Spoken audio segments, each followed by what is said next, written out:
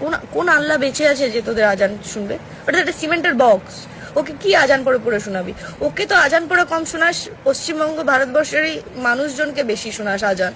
আমরা আজান শুনতে তো ইন্টারেস্টেড নই, আমরা একদম ইন্টারেস্টেড নেই তোদের ওই বেসুরা মানে গলা কাঁপানো আজান শুনতে, একদম আমরা ইন্টারেস্টেড নই। আল্লাহ তালা কি যারা গো খাওয়া মুসলমান, যারা কাটা মোল্লা মুসলমান, তাদের কি কানে গিয়ে বলেছিল যে আজানটা ভাই মাইকে পড়বি তাহলেই আমি খুশি হব, না হলে আমি খুশি হব না? তাও আবার এরকম বেসুরা গলায়। তোদের আল্লাহ যিনি কান ফান থেকে রক্ত বেরিয়ে যায় তোদের এই মানে বেসুরা গলা কাঁপানো হাড় কাঁপানো আওয়াজে যখন তোরা এই আল্লাহু আকবার করিস, তখন কেন করিস? আল্লাহ তো বলেনি তোদেরকে, তোরা নিজেদের ঘরে পড় না রে ভাই। কেন ভাই বাইরে লোকজনকে ডিস্টার্ব করা, কি কারণে? বলছি এই মুসলমানের বাচ্চা, তোদেরকে আল্লাহ তাআলা কি করে খবর পাঠায়, মানে হুকুম দেয় তোদের আল্লাহ কি? মানে তোদের আল্লাহকে তো কেউ কোনোদিন দেখেনি, কেউ কোনোদিন শোনেনি, কি আকার কি রূপ কেউ জানি না, শুধু একটা সিমেন্টের বক্স। সেই সিমেন্টের বক্স থেকে বুঝিয়ে এখন হুকুমও আসে তোদের, মানে কি কানে কানে আসে নাকি চিঠিতে আসে নাকি টেলিফোন করে? যেহেতু এখন তো মানে আপডেটেড ইন্ডিয়া, বুঝতেই পারছিস।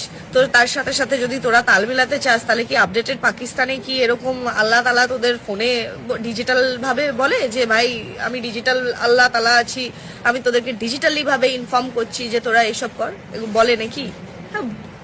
কুচবি কুচবি পড়াশোনা না শিখলে এগুলোই হয়। ওই জন্য বলি যে পড়াশোনা শিখুন, অশিক্ষিততা বাড়িয়ে কোনো লাভ নেই। সালা 4-5টা করে বাচ্চা করবে, কোনো পড়াশোনা নেই, কিছু নেই, চললো। এই মুসলমানের বাচ্চা, মোদিজির ফেম জানিস দেশ বিদেশে? ওনার নাম জানিস দেশ বিদেশে? আবে দেশ বিদেশের লোকজন পর্যন্ত ওনাকে, ছোট্ট থেকে ছোট্ট লোকজন ওনাকে চেনে। মোদিজি নাম বললে লোকজনের মাথা নত হয়ে যায় শ্রদ্ধায় ভক্তিতে। আর তোরা কি বুঝবি যাদের দাড়ি কমলা লাল, যাদের পছন্দটাই এরকম উদ্ভট, যারা মানে একদম গাটারের কিরার দিমাগ, যারা একদম গাটারের কিরাতে মানে গাটারে থাকার অভ্যেস, তারা ভালো খারাপের কি বিচার করতে পারে বল? তোদের জন্য তো সেই মানে শুয়োর ঠিক আছে, তোরা হচ্ছিস একদম শুয়োরের পোদের মতন, বুঝেছিস মোল্লার বাচ্চা। আর ভুলেও শুভেন্দুদাকে খেপাস না, শুভেন্দুদা খেপে গেলে কিন্তু খুব মুশকিল আছে এই মোল্লাদের, যারা ওই পার থেকে দাঁড়িয়ে দাঁড়িয়ে কথা বলছিস। দেখেছিস তো শুভেন্দুদা আসার পরে 7 দিনের মাথায় কি ডিসিশন নিয়েছে?